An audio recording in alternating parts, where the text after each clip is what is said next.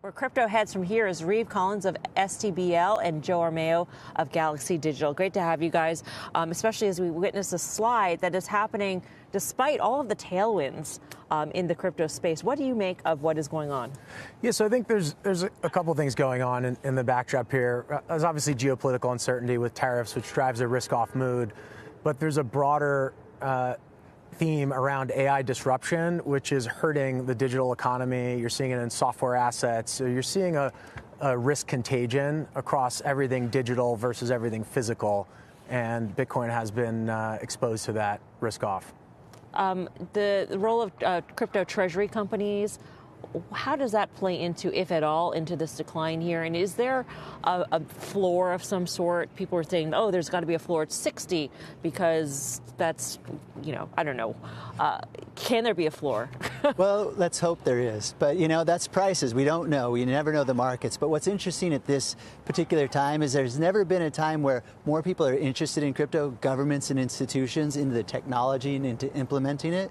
And then to see the prices this low, but the enthusiasm that high, it's very strange. And I think you hit the nail on the head. It's just global uncertainty that's driving everything down. How do you play the valuation game? The way that I'll look at this and the way that people talk about it, gold is probably now north of 20 trillion, or probably more than that at this point. But let's use 20 trillion as a barometer. And people will say that crypto should at least be what percentage of gold? Some people say it should surpass it.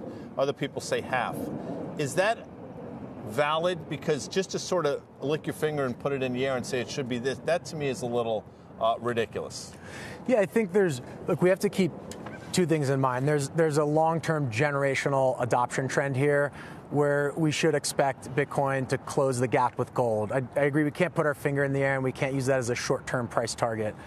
But the other side of the equation, what Reeve alluded to, is the infrastructure build in crypto. And it's actually impressive how much the infrastructure adoption is accelerating in stablecoins, in tokenization markets, despite the price action. So I think we have to keep both of these concepts in our head.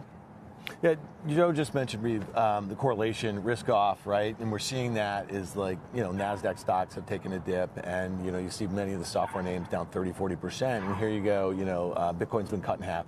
How do you think about those correlations? Because one of the real interesting attributes of this asset going back 10 years was that there were no correlations to that. It was one of the things that was really interesting to buy on a relative basis, given, I guess, the beta that it had.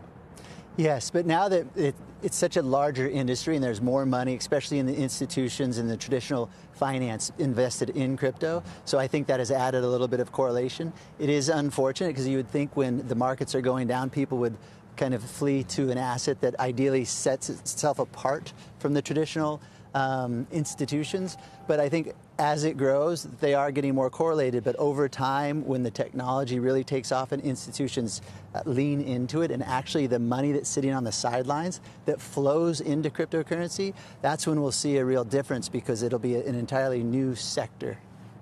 I'm going to ask you something maybe crazy, but why should Bitcoin specifically exist? I mean, if Ethereum and Solana are the cryptos of contracts and financial transactions, et cetera, Bitcoin is not being used right now for transactions. It doesn't hold its value. It's correlated now. So what's the point of investing in Bitcoin? What are you investing in? Yeah, that's a big question. It's similar to gold, right? That's why we come back to digital gold. It's not. It's cutting. I mean, look at the decline. I'll share with you. The similarity is the cultural coalescence around this as a concept and as something that serves a role in a portfolio. And it serves that role for younger investors, and it's exhibited a higher beta to tech, which is declining over time.